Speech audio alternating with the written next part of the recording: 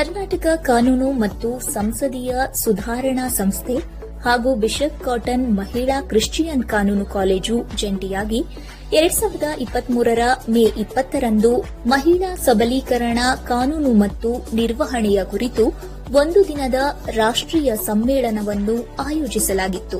ಯುವ ಸಬಲೀಕರಣ ಮತ್ತು ಕ್ರೀಡಾ ಇಲಾಖೆಯ ಅಪರ ಮುಖ್ಯ ಕಾರ್ಯದರ್ಶಿಗಳಾದ ಡಾ ಶಾಲಿನಿ ರಜನೀಶ್ ಅವರು ಸಮ್ಮೇಳನವನ್ನು ಉದ್ಘಾಟಿಸಿದರು. ದೀಪ ಬೆಳಗಿಸುವ ಸಮಯದಲ್ಲಿ ಶ್ರೀ ದ್ವಾರಕನಾಥ್ ಬಾಬು, ರೆವರೆಂಡ್ ಡಾ ವಿನ್ಸೆಂಟ್ ವಿನೋದ್ ಕುಮಾರ್, ಡಾ ರೇವಯ್ಯ ಒಡೆಯರ್, ಪ್ರೊಫೆಸರ್ ಇಂದ್ರಾಣಿ ಕೆಎಸ್ ಉಪಸ್ಥಿತರಿದ್ದರು. ಕಾಲೇಜಿನ ಪ್ರಾಂಶುಪಾಲೆ ಪ್ರೊಫೆಸರ್ ಇಂದ್ರಾಣಿ ಕೆಎಸ್ ಅವರು ಅತಿಥಿಗಳನ್ನು ಸ್ವಾಗತಿಸಿದರು.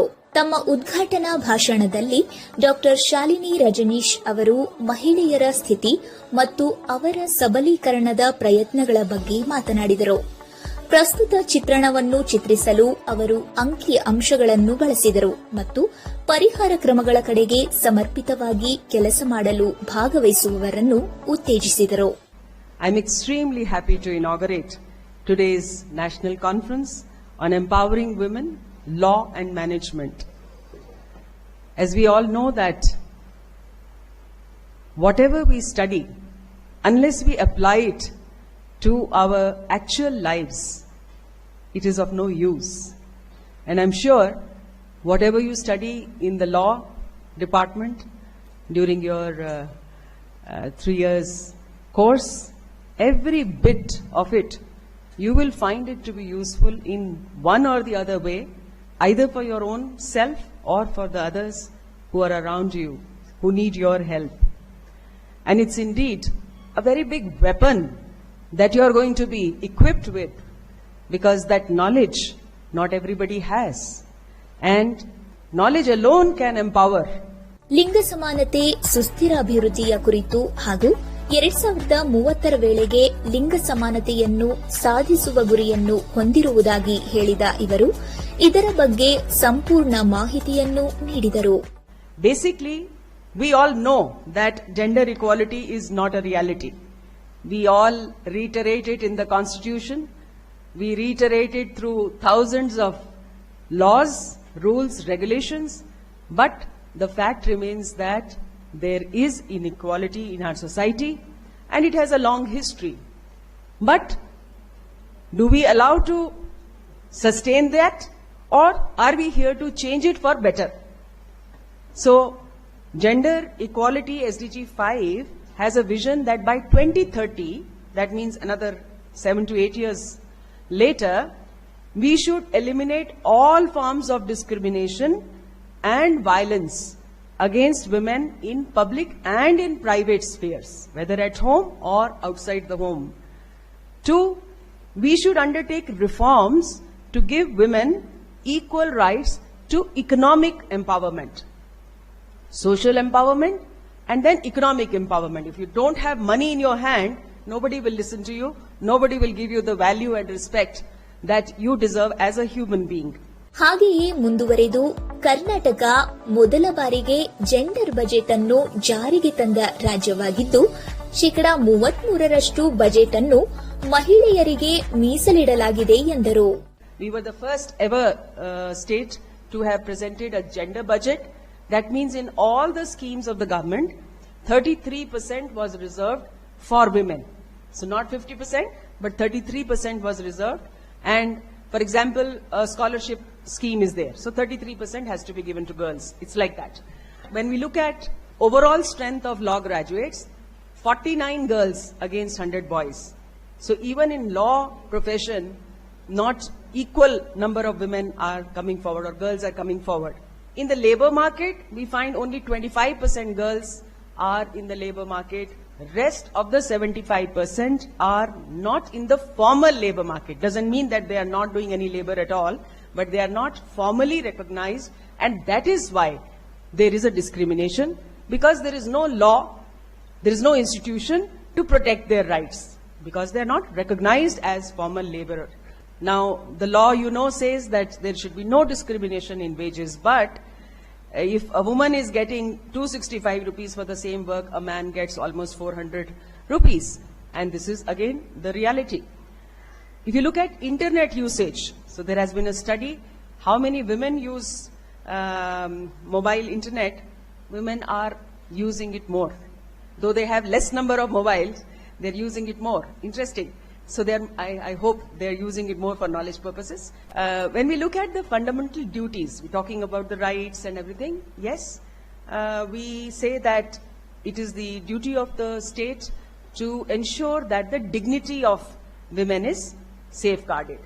So I took the statistics on what are the crime, numbers against women.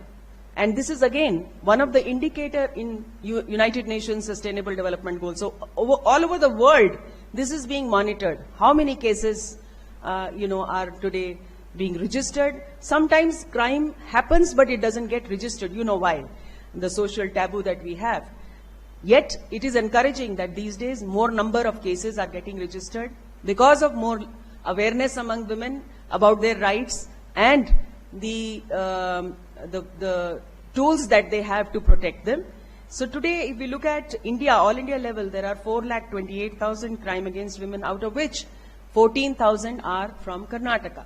It's about 3%. Why are our young girls being trafficked away for obviously illegal trade and other things? And this is where we have to protect our girls, make them aware, and the society as a whole has to act as a social net. So look at the numbers which are pending in High Court, in local courts, and the worst part, so pendency rate I'm told is 91%, and worst part is the conviction rate, 8.2%. It used to be, I remember, 2%. Just 3 years back, the conviction rate or cases against women was 2%. Then government took a decision that we will now appoint women prosecutors, in every district. So I think huge number of women prosecutors were appointed. And then they were more, free with the women clients, and they were able to take the case much more forcefully. And conviction rate has improved. But then again, it's just 8%. So again, as law student, why our conviction rate is poor? 112 ಮಹಿಳಾ ಸಹಾಯವಾಣಿಯಾಗಿದ್ದು, ಪ್ರತಿಯೊಬ್ಬ ಮಹಿಳೆಗೂ ಮಹಿಳಾ ಸಹಾಯವಾಣಿ ಸಂಖ್ಯೆಯ ಬಗ್ಗೆ ಅರಿವಿರಬೇಕು. ಇಲ್ಲದಿದ್ದರೆ ಆ ಅರಿವನ್ನು ನಾವು ಮಹಿಳೆಯರಲ್ಲಿ ಮೂಡಿಸಬೇಕು ಎಂದು ಅವರು ಹೇಳಿದರು. 112 is a general helpline like 911 of US.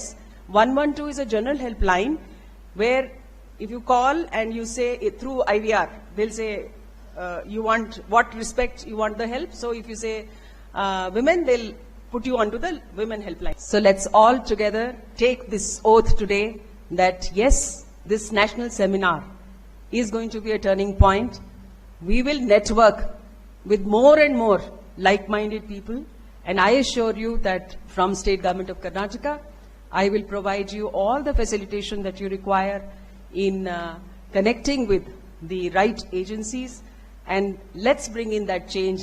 ಸಮ್ಮೇಳನದ ಅಧ್ಯಕ್ಷತೆಯನ್ನು ವಹಿಸಿದ್ದ ಶ್ರೀ ದ್ವಾರಕಾನಾಥ್ ಅವರು ಮಹಿಳಾ ಸಬಲೀಕರಣಕ್ಕಾಗಿ ಸರ್ಕಾರದ ಉಪಕ್ರಮಗಳು ಮತ್ತು ಆ ನಿಟ್ಟಿನಲ್ಲಿಯ ಕಾನೂನುಗಳು ಮತ್ತು ಕಾಯಿದೆಗಳ ಕುರಿತು ಮಾತನಾಡಿದರು. Our constitution in Article 15(3), as you know, it has empowered the states to make special provision for women, reservation for women in education they have made. And in employment, our state government has provided 33% of reservation for women. Then again, if you go to Article 16, no discrimination in government employment for men and women. Karnataka ಕೇಂದ್ರ ಧರ್ಮ ಪ್ರಾಂತ್ಯದ ಕಾರ್ಯದರ್ಶಿ reverend doctor Vincent Vinod Kumar ಅವರು ತಮ್ಮ ಭಾಷಣದಲ್ಲಿ ಮಹಿಳಾ ಸಬಲೀಕರಣದ ಅಗತ್ಯವನ್ನು ಒತ್ತಿ ಹೇಳಿದರು. This conference is organized to list out serious concerns that need to be resolved in our time and resolve ways and means to address these serious concerns through law and management. India can become a powerful nation only if it truly empowers its women. Let us empower women and build our nation. ಮಹಿಳಾ ಸಬಲೀಕರಣಕ್ಕಾಗಿ ಹಮ್ಮಿಕೊಂಡಿದ್ದ ರಾಷ್ಟ್ರೀಯ ಸಮ್ಮೇಳನದ ವಿಚಾರ ವಿನಿಮಯದ ಫಲಪ್ರದ ದಿನಕ್ಕೆ ಈ ವೇದಿಕೆ ಸಾಕ್ಷಿಯಾಯಿತು.